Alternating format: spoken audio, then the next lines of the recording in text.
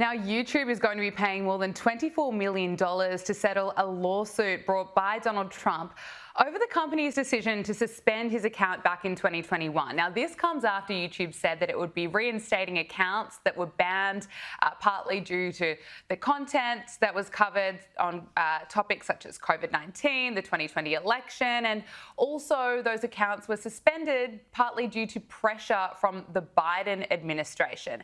Now, Caitlin, this payout, I guess, is another victory, but it's also a reminder of just how insane that time was, where Donald Trump was banned from, or he was suspended from YouTube, he was banned from Twitter, YouTubers were suspended if they didn't follow this strict COVID-19 narrative that was being put out by mainstream media outlets. And we've also heard from Meta just earlier this year that the Biden administration made them censor content. What do you make of this? Yeah, I think part of the conversation that's missing right now that I'd love to bring in, that I think my generation is picking up on, is these people didn't just wake up one day, Gabriella, and realize they have a conscience and realize they actually want to be honest people. It's because the culture has shifted. Yeah. Being conservative is no longer considered, quote, dangerous. It's now in. Being MAGA isn't fringe anymore. It's accepted. So the Mark Zuckerbergs of the world, the Googles and the Instagrams and the YouTubes of the world, they wanted to rewrite history. And now they're just playing and coming up out of nowhere saying, oops, my bad. No, it doesn't work like that, Gabriella. Where was their grace when it actually mattered? Because so many of us conservatives, we were actually censored and canceled for telling the truth back then. So I don't think the American people appreciate them coming out of nowhere saying, my bad, won't happen again. Where's the real accountability? Because again, real people paid real prices for telling the truth when it was actually hard. This is the easy way out, in my opinion. Couldn't agree with you more. Now, JD Vance was in the White House today reminding Liberals how to take a joke. Posting some images of Leader Jeffries and Senator Schumer recently. You've said that you're interested in good faith negotiations with these leaders, but what message does that send? Is it helpful to post pictures of Leader Jeffries in a sombrero if you're trying to have good faith talks with him?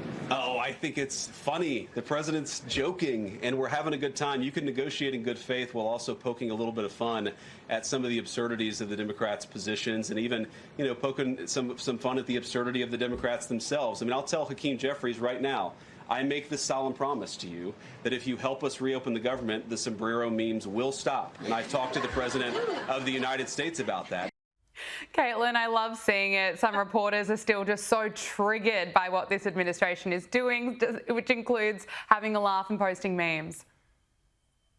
Yeah, that's right. And the fact that memes trigger the left more than open borders, collapsing economies, collapsing families, really shows their weakness there. I would love to ask that reporter, I don't know his name, was it at all helpful, to use his words, when the Democrats and the left were calling conservatives deplorables, calling Trump Hitler, because these are just silly sombrero memes, but they were calling Trump and his supporters fascists and Nazis. So this is pretty tame in comparison. I don't know. And they still are. That language has not dialed down at all. Now, Erica Kirk, the widow of the incredible Charlie Kirk, of course, the new CEO of Turning Point USA, has been featured in Time magazine's list of the world's most influential rising stars. Now, she's been commended for her message of forgiveness and love following the assassination of her husband, and she is absolutely incredible. Times wrote, few would have faulted Erica Kirk if she had stood before tens of thousands at her husband's memorial and demanded retribution. Instead, 11 days after Charlie Kirk was assassinated while speaking at a university, his 36-year-old widow offered something rare in today's politics: forgiveness. Caitlin, can I get your reaction to this? Oh, yes. Knowing Erica personally, so many of my former colleagues, again, so strong in their faith. Gabrielle, I know we've spoken about this before.